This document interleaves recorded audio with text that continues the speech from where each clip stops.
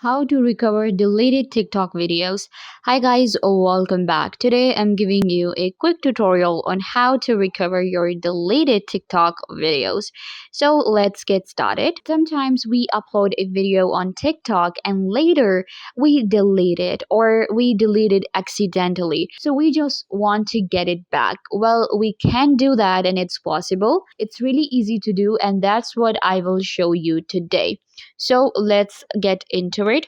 First, what you have to do is you will simply open up your profile. So right here, it will show you your profile. You have to click on these three lines right at the top corner and then go to settings and privacy. Right here in settings and privacy, we get a lot of different options. So what you have to do is you have to scroll down to report a problem. We will be reporting this problem to TikTok and they will allow us to recover our video that we just deleted. So we have a lot of different options and here we have videos and sounds. So we're going to select that. Then we have all of these different options and we have video missing. So you have to select this one and you can see my video was removed due to violating community guidelines. So this is like a problem, but if you're not facing this problem, then you can just click on other. All right. So now we're going to click on no, need more help. And there you go. Here, what you have to do is simply enter your problem that I accidentally